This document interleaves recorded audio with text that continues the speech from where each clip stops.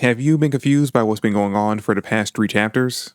Well, be confused no more because in this chapter, Oda has answered almost all of our questions regarding the where, the how, and most importantly, the who of the current situation these 6 members of the Straw Hats have found themselves in.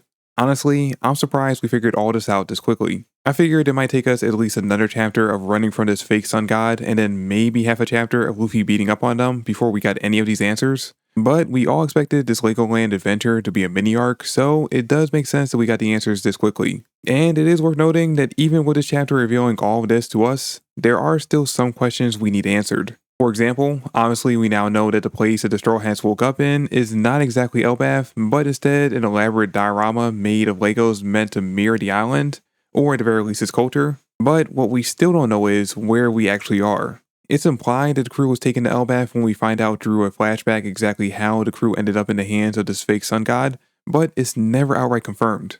Although, if we're being honest, there's not many options besides Elbaf for them to be at, but until we know for sure, we do have to question it. Because for all we know, this so-called prison they're being held in could be associated with Elbaf, but be in a completely different location. Kind of like Guantanamo Bay for the US is a prison that's associated with the country, but it's not located on its continent. The fake sun god does say that outside of his room is a place so heavily fortified that not even giants have any chance of escaping, so the comparison isn't far off the mark. And speaking of the sun god, his identity is revealed in this chapter to be none other than Road. You know Road, right? Member of the giant warrior pirates? Not the same giant warrior pirates that came with Dory and Bragi the Egghead to help Luffy and were traveling with the crew back to Elbaf. No, I'm referring to the crew formed by Hadruden, the giant who joined the Straw Hat Grand Fleet back in Dressrosa. Which, if it wasn't for him being name dropped in this chapter, I would have had no idea who this is. The fact that he has a name on the One Piece wiki means that he must have appeared at least once in the manga prior to this chapter, but I couldn't for the life of me tell you when or where. All I can tell you is what's stated on his wiki page. That he's currently about 63 years young. I say young because giants have lifespans that last about 3 times that of normal humans, so to them, he's most likely just barely considered a young adult, probably the equivalent of someone in their early 20s. He, along with his crew, used to be part of Buggy's delivery service, where he was ranked as an S-class soldier, and he is the current navigator of the new Giant Warrior Pirates, which could be the reason why Oda decided to devote so much back and forth screen time between him and Nami in this chapter, allowing the 2 navigators to take up most of the spotlight. It also might be the reason why he seems to have, how should I put this, a lot of affection for her, as we see him swoon over Nami in a flashback in a similar way that Sanji tends to. That gets a lot creepier when you remember that he is implied to be the one that dressed the Straw Hats in their Elbaf costumes, which means he had to undress and redress Nami, a realization that isn't lost on both her and Sanji. Now, the one thing that the wiki doesn't mention, and I don't know if this was something that we were already aware of, because again, don't really remember him in the slightest, but despite his captain already swearing his loyalty to Luffy and joining the Straw Hat Grand Fleet, Road doesn't seem to be all that convinced. To him, no giant should ever work under a tiny human, and that his captain must be insane for throwing away his warrior's pride to serve under someone so small and squishy. Which is another hint that we might not be on Elbaf just yet, because while every other giant seems to be aware of Luffy at least resembling Nika in Gear 5, Rhodes seems not to be.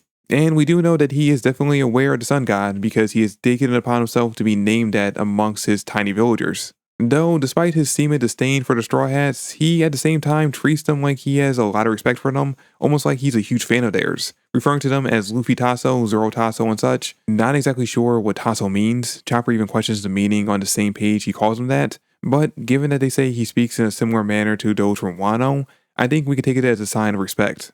Again, calling into question why, if he respects them so much, he would be against the idea of joining the Grand Fleet. Yet another question we'll have to answer once all of this is said and done. But in the meantime, we do get the answer as to how D6 got here, and as it turns out, it was actually not their fault. Well, not intentionally. You see, on their way to Elbaf, the 2 ships passed through a part of the sea called the Sleeping Mist Belt, and based on the name, I think you can guess what happens when you pass through there. These 6, who just so happened to have moved their fun over to the Sunny, all passed out due to a combination of the alcohol and the mist. Then the crow that Luffy fought in the last chapter, whose name is Mugen by the way, found them while everyone was asleep, picked up the Sunny, and carried them all the way back to Road. He then dressed them up in Viking gear, put them in his Lego-filled mini Elbaf, the events of the last 2 chapters happened, and then there you go, we're all caught up to the present. I think the biggest surprise from this reveal is that the alcohol had nothing to do with the crew ending up in this situation. We all thought that since we had been told the Green Fairy could cause hallucinations, and we know that the crew has a tendency to drink themselves silly when they're partying, that it had to have played a major factor in all this happening.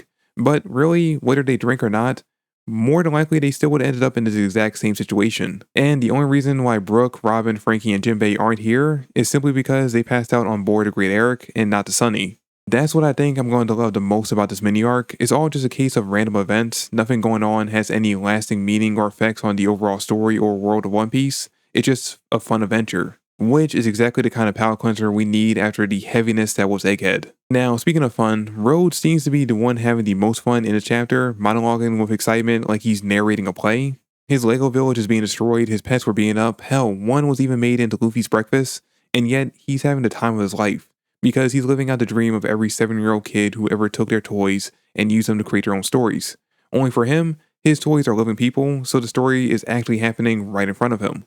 It's just unfortunate for him that said toys are all people he had kidnapped and trapped inside his Lego village, and now that the Straw Hats have busted their way out, back in, and back out again, they have the perfect opportunity to escape. Which actually makes me really excited to see the aftermath of all of this, because assuming that any of the other giants in the surrounding area weren't aware of what Rhodes been doing this whole time in his room, he's going to have to explain why dozens of tiny humans are running away from him in fear. Of course, that is if he's conscious enough to answer after getting hit with a mega-sized thunderbolt by Nami and Zeus. Whenever she uses him to attack, I'm not sure if we should count it as a feat for her or for Zeus himself. I guess that she's the one that controls him, it's technically hers, but I'm still kinda iffy on that. Now, one last thing to mention is that at the end of the chapter, Luffy uses Gear 4 Kongung to bust her way through the wall separating them from freedom, but he doesn't go into the full transformation, only transforming the arm he uses to punch with. Which I guess puts to bed the confusion around what happened in 1127. It's not that Oda made a mistake, nor was it an hallucination, it's just that Luffy has started using Gear 4 moves without going into the actual form. And hey, personally, I'm all for this. I was never the biggest fan of Gear 4, didn't really like the design of it, plus I thought it was a huge waste of haki, but it seems Luffy's now trying to fix that by only using partial transformations. The question is now, will we see him eventually do the same thing with Gear 5? As of right now, that is the form he uses the most, regardless of whose opponent is, and is the one that is the most taxing on his body, so it might not be a bad idea to limit the transformation to only a partial one. Or he could go the Goku route and use it so often that his body gradually gets used to it, so it doesn't take as much of a strain on him. Either way, now that Luffy and the gang have escaped Legoland, we're now on to the next leg of this arc. But what comes next for the crew? They are currently in a prison meant to hold giants, so odds are there are more that will be standing in their way in the coming chapters. But to find out who and how, we'll have to wait until the next chapter. So let me know in the comments down below, what do you think is coming up next for the crew in the next part of this adventure?